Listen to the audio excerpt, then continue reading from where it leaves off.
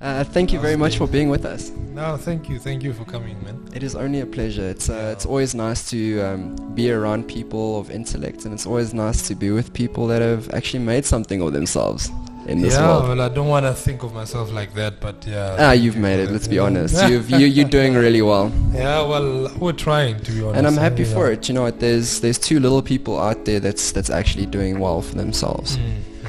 It's true. And this last while I've been talking to a whole bunch of people about young entrepreneurship, and we've been getting into the mindset of having a day job, and how a lot of times it's such a trap. You know, and I did the maths for a lady the other day, and she actually freaked out a little bit. I said to her, if you are earning 12,000 Rand a month and you can put away 10% of that, which is a lot for a lot of people. 90% of the population can't save 10% of their salary every month. And I asked her, how much do you think you would have saved after a year? And she couldn't. And I said to her, you would have saved 1 month's salary. Exactly.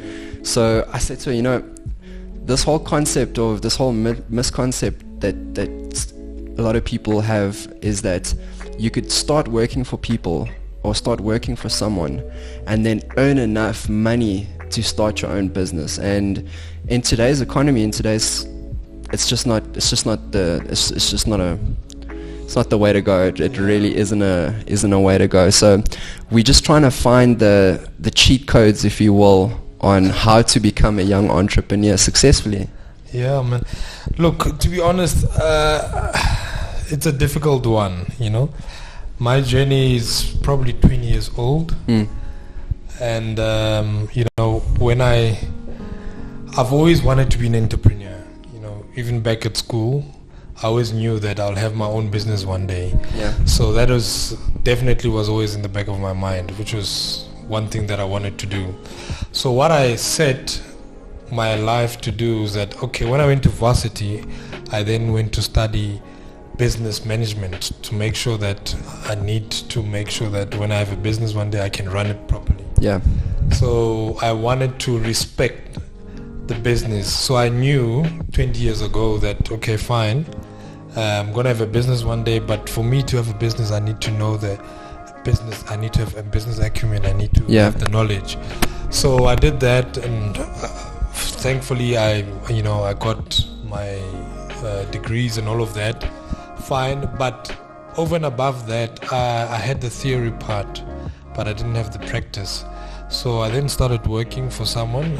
Like you say, working for someone doesn't work, which I don't think so. I think it works, you know. Why? As long as you know the end game, you know that you want to be an entrepreneur. Yeah. Working for someone, for me, what it did, it taught me a lot. The ins and outs, what to do, what not to do. Yeah. You know, not to, when you don't have money, what should you do, you know? And I learned a lot from that, you know, and also the discipline, because most importantly, what kills most entrepreneurs is discipline. Yeah. You know, entrepreneurs, they get money, and then obviously they're happy and they get a lot of money, and then they'll start partying, and that becomes the norm. Then they lose focus on what gave them the money in the first place. And I would say it's more or less the same thing with artists as well, you know. So what it taught me that, okay, look, you need to have discipline, you know. The fact that you have this money today is because of this, so let's respect this, you see. So when I opened my own business, I'd already had the tools. I had the experience, I had the industry knowledge, I had the qualifications. So it was just an easy transition. During that time, a lot personally had happened, you know, which was supposed to happen in my life, you know. I lost my girlfriend at the time, you know. I lost my son at the time, you know, through a lot of things, you know. But I still kept at the journey to say, look, my end goal is to have exactly. So no matter what, the people around me, if they leave, it's fine. At the end of the day, this is what I want to do, and by God's grace, I'm here, and it has worked. Yeah. And I think what you were saying in that point is it does help in a sense to work for someone. And coming from, you can make mistakes, and it doesn't cost you a copious amount of money. Yeah. You know what I mean? Yeah. And I think on that standpoint, that like you say, you still have to have the drive, you have to have the motivation. Yeah. And you have to have the end goal. Exactly. You can't become complacent. Yeah. You can't just sit back and be happy with your everyday. No. You just won't get anywhere. Exactly. So let me ask you, what was your deciding factor? What was the moment when you sat down with yourself? And it's usually for me, it's when things in my life are going horribly wrong. Yeah. You know what I mean? When you reach that crossroads, Yeah. where you decide, you know what, left is probably the easiest way to go. But you know what? I know what I want in life, and I know the destination. I'm taking the hard road. The hard road. And that's what you did. Yeah, not true. You took the road less traveled. Exactly. Look, I've always been a person that loves challenges. I don't like easy things. Yeah.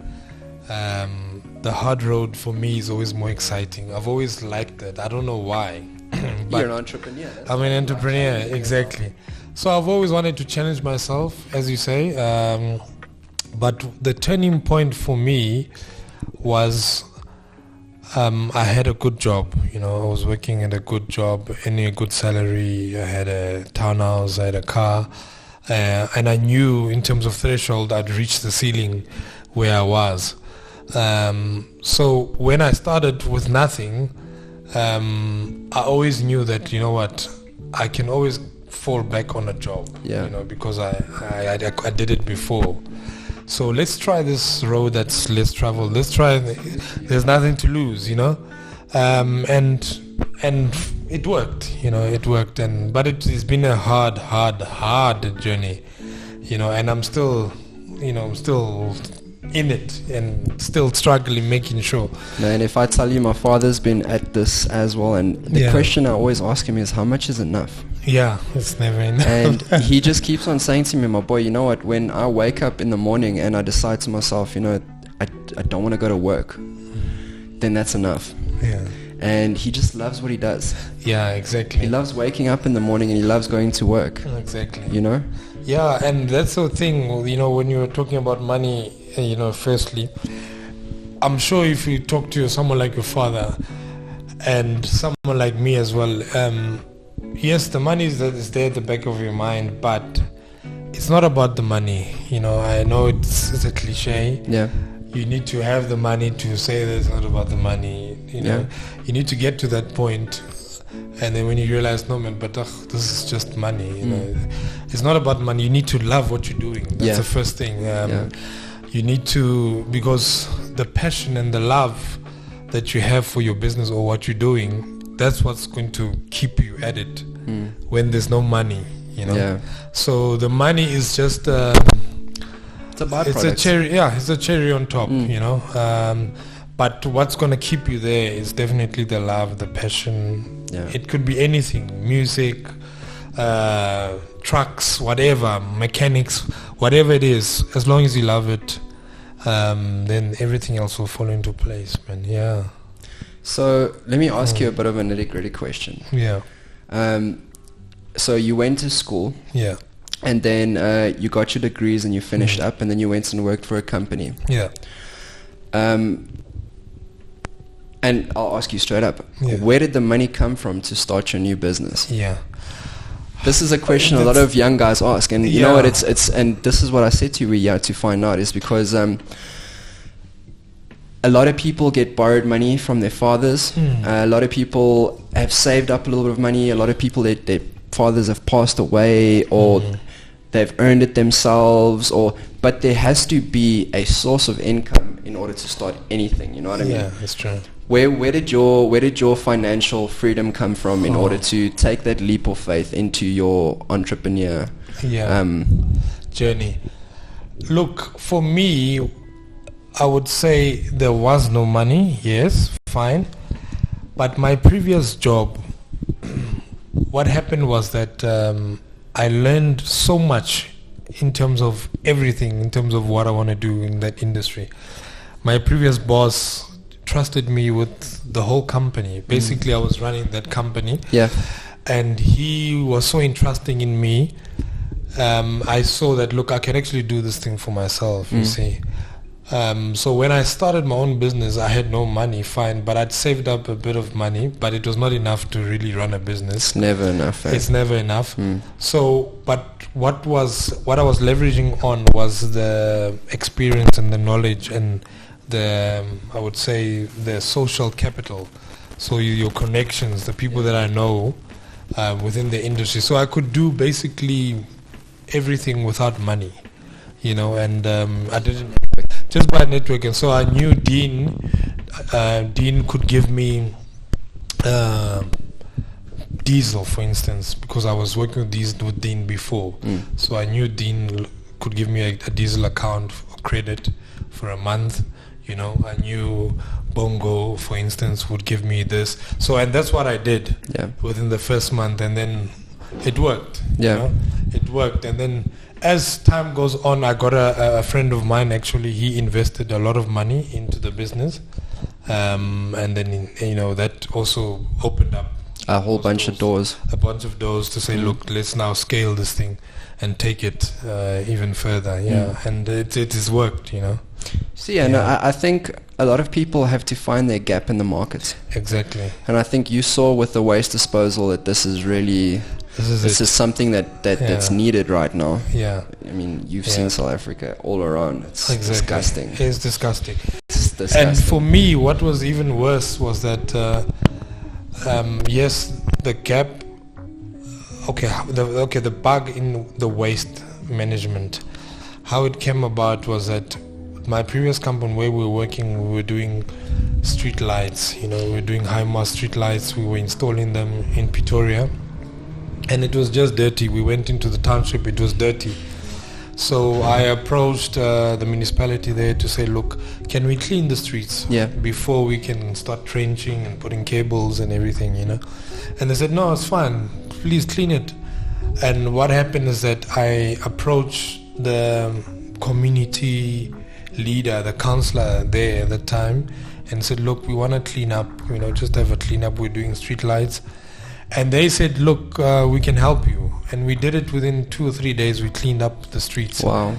And when we cleaned them up, you know, the impact that had happened, you know, in terms of that community, I saw that, look, there's something there, you know, because once there's a clean up and the city looks clean, or for that week it's clean, the impact is, you know, the ripple effect is bigger. Yeah. So I then started, you know, investing more in it and researching more and said, look, let's do this, let's clean up there, let's clean up there. And that's how it grew, and that's where we are now, you know. Yeah. I'm in love with it, you know, it's a passion. Yeah. Well, I mean, if anything, you're supplying a service, and a service that our country cannot do without now. Yeah, no, definitely. Let's talk a little bit about how the growth of your company started. You spoke a little bit about an investment. Yeah. And I spoke last time to PH, and I said to him, look, you know, this is a big mistake that a lot of people get, is that they do finally get their funding and they do finally get their chance, but they don't use it correctly. Yeah. You know what I mean? They don't utilize that funding, and they don't utilize that opportunity to its fullest capacity. Yeah. And you know what? That's the saddest thing that I see, is that there's so many people out there that really deserve chances. Yeah. But they're wasted. Yeah, they're wasted, man. Look, it boils down to the entrepreneur themselves, you know. Yeah. What's your advice? What would you say to a young guy that's at the point of starting his own business? He's finally gotten the knowledge, he's gotten the paperwork behind him, he's gotten the funding. Yeah. What would you be? What would be your biggest advice? So for me, I would say the funding is the end, you know, result. You need to start the business first. Yes. You know, you need to get your hands dirty. We can only fund you if we see you doing something about it. Business plan. Yeah. Yeah, but even though a business plan, you can have a business plan. For me, I had a business plan, and then I threw it out of the window when I started, because it's in my head. It's in your head, yeah. I know what I want to do.